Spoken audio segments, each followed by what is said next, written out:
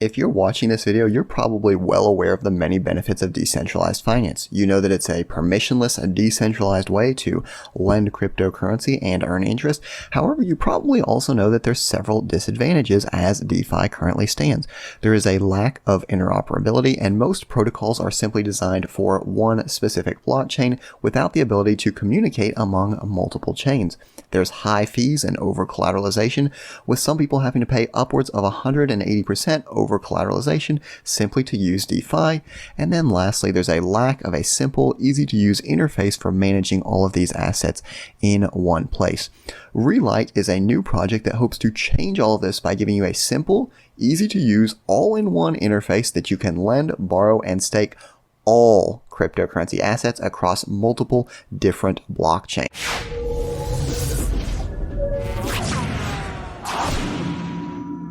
Hey everyone, and welcome. This is Robert with Altcoin Buzz, and in today's video we are taking a look at Relite, which is a cross-chain lending protocol that is powered by Polkadot. Now, before we even start this video, one thing that I have to say that I'm super excited about is I was actually able to make this video before the token has done its IDO. So a lot of times when I do these videos, I'm a little bit behind. The project has already launched, but with this one, this is something that has not been launched yet. It's something that's in development. So if you like those new up-and-coming projects, if you like getting in early, then this video is for you. So in this video, I'll explain a little bit about what Relite does. It'll be more of a forward-looking overview, but the purpose here is to determine if this is something that you might be interested in. So with that being said, Relite is a cross-chain lending protocol powered by Polkadot with the goal of enabling simple lending and borrowing in a user-friendly ecosystem, having sustainable fees when executing smart contracts, and the one that I really like is cross-chain adoption with a focus on Polkadot, Bitcoin, and Ethereum. So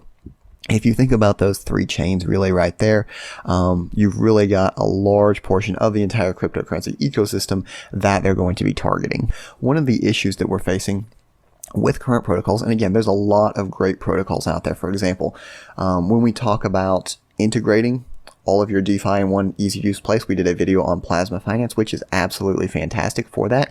However, a lot of these are on one chain. So yes, it's great to integrate DeFi services into one easy to use dashboard, and I think that's a huge step forward.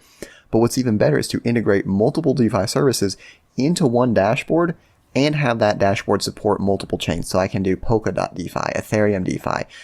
If Bitcoin were to kind of branch out into that respect as well, I'd have the ability to integrate that as well. So the time for interoperability is obviously important. Lower collateral and fair fees. This is something that I thought was pretty crazy. On average, positions are over collateralized by 180%. So you're almost having to deposit double the amount of funds that you're wanting to use, and then a simple user interface. So I'd like to talk just a little bit about how Relite works, some of the advantages that it offers, and specifically the way in which it's able to offer those advantages. So when we talk about that over collateralization, we talk about 180% over collateralization.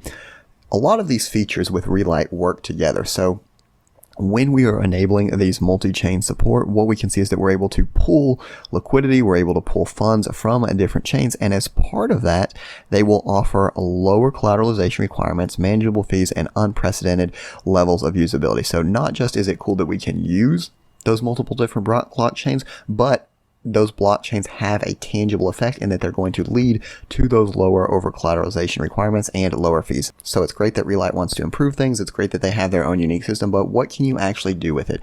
According to the white paper, there are 3 separate use cases. So obviously earning passive income as a liquidity provider, hedging against crypto volatility. So that's one of the main reasons that people perhaps like to deposit a over collateralized loan and then take out stable coins, is to protect themselves. And then obviously the ability to borrow and lend as well. So I want to hop on over to the dashboard and show you a little bit about this. Now, the first thing I do want to point out, and this is kind of a product that is still in development. So I don't, if there's anything kind of that they're still working on, I want to be clear that this should be considered something that's still in development. So we will keep that in mind as we go through. But with that being said, we're going to hop on over to the dashboard. And what we can see is that I've connected an Ethereum wallet here, and I have several different abilities. So I've got the price of Relite, I've got the reserve pool condition, and I see my current borrow limit. Now, within this, we've got several different tabs. I've got my main dashboard, I've got my lending and borrowing pools, and I have my governance positions. So With that being said, kind of the first step is to go to our dashboard, and what we can see is that we can deposit a variety of different assets. So here I have the ability to deposit DAI, and I can deposit it. Gives me about a 4.1% APY, and Ethereum as well. Now, like I said, this is in development. This is something that I'm not actually able to deposit to. I'm clicking on it. Obviously, like I said, it's something in development. However, this is an overview of how things are going to look, how it's going to work when it goes live. Now, on top of that, we have lending and borrowing pools. And again, we're connected here with our Ethereum wallet. So we can go ahead and let's suppose we want to deposit DAI. We have the ability to do that, and it will tell us the max safe amount that we are able to borrow or repay. Now, obviously, like I said, again, this is still in development. So don't take this so much as a tutorial of how to do things, because I'm not actually able to show you. This should more be considered an overview, showing you how things are going to look, how it's going to feel, how it's going to work once all of this rolls out, once it goes live. And then lastly, we have the option for participating in governance as well. So that's a little bit of an overview of what the actual app is going to look like, some of the features it's going to have, what it's going to be able to do. So we've got lending, we've got borrowing, we've got the ability to contribute to liquidity pools, and then we've also got the ability to participate in governance. And as you see,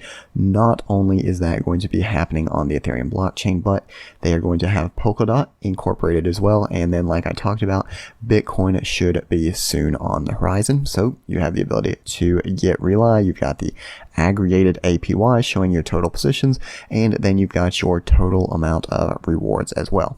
So just a general overview of how the protocol works.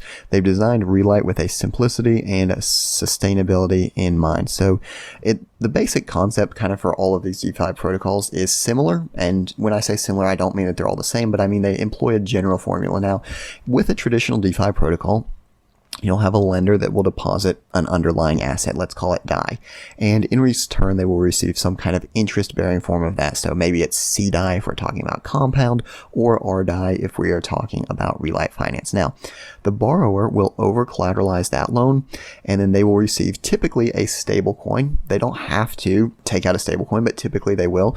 So they'll deposit Ethereum or something like that, basic attention token, and take out that DAI. Now, traditionally, the way that this works is if they fail to keep up their required reserve ratios, then their position can be liquidated. Now, one of the things that Relite does a little bit differently is it adds this extra step called a reserve fund. Now, this reserve fund ensures better fees and lower collateral. So because they've kind of set aside some of this reserve fund, the borrower doesn't have to put up as much collateral, and they can also have some lower fees because of that reserve fund. Not only that, but this reserve fund, as you can see in the diagram, rewards both the borrowers and the lenders. One last benefit that I wanted to hit on is this choice between non-fixed and fixed term pools. So as someone that's participating in these pools, you have the ability to choose between a stable and a fluctuating APY.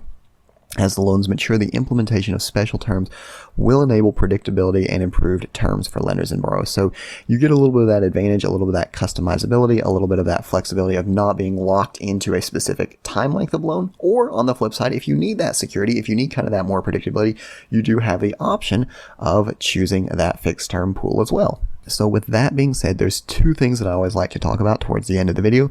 The first of those is the tokenomics, and the second is the roadmap. Now, as I said, this token is very, very new. It's obviously not even launched on the IDO. And what I do want to show you right now, I'll go ahead and show you that if you are interested, and I know this has been kind of an overview, a general video, but if you are interested in the token, you can actually sign up to be on their IDO wait list. So you click on the link and you give a couple different things that you basically sign up, and you can join their wait list for the IDO if you choose to do so. Not financial advice. Obviously, it's important for you to make your own decision. So with that being said, the token is not out yet. However, it is planned to have several features, including governance. So the Relite token holders will be able to vote on product features, token utility, and even decide what chains will be integrated to the protocol. So this is something that I find really interesting, because a lot of times when a team, a company will decide to integrate a new chain, there's people that like it, right? So for example, Binance Smart Chain, some people like it, some people think it's too centralized, right?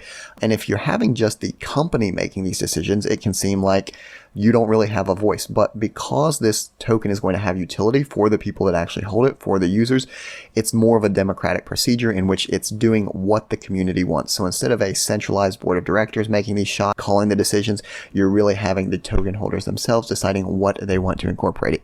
Liquidity mining and rewards.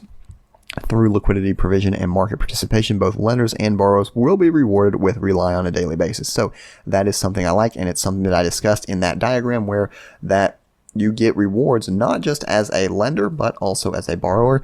And then staking Relite in the reserve fund will yield additional rewards in the form of fees, while strengthening the Relite ecosystem by enabling lower collateral and improved system stability. So with the tokenomics, there's going to be a total supply of 9.1 million that's been released in a private sale, a team lockup period, and there's liquidity mining rewards with no lock. So you can see this little diagram here showing what distribution of tokens went to what different sectors of the different participants. And one thing that I do want to highlight right before we close out is the project roadmap. So Q1 2021, ETH and DOT initial deployment. So ETH and DAI supply, lending, borrowing, liquidity rewards, staking, and reserve fund implementation. And this is the big one for me, an external contract audit. So I always like seeing audits. It really shows the legitimacy of the product, as well as giving investors and users as well that assurance that their funds are going to be safe. Q2, we're migrating to bridges and parachains such as USDC, Uni, Synthetics, Comp, and Aave.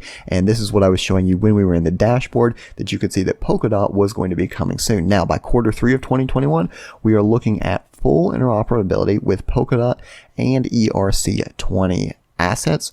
Q4, we're looking forward to Polkadot and Bitcoin assets. So this is going to be a big jump, because we're going from Q3, we've got Ethereum and Polkadot. Q4, we're not only having Ethereum and Polkadot, but we're also integrating Bitcoin, Litecoin, those fixed term pools, maturity contracts, and we just keep growing from there. With 2022, we're getting more different assets. We're doing flash loans, credit insurance, and then I know this is quite a ways out, but Q3 of 2022, we're looking at credit transferability, full DAO implementation, mortgage loans, synthetic, and real world assets. So a lot of things planned there. And what I really like is that starting out, they have very reasonable, but also very important goals, right? So ETH, Polkadot, Bitcoin, Litecoin, those are things that are important, that are big in crypto, but I like that they're focusing on the basics, the important things first, but that they've also got those longer run, kind of bigger goals as well. So, I mean, if we look at mortgage loans, synthetics, and real world assets, that's going to be something that's very amazing and something that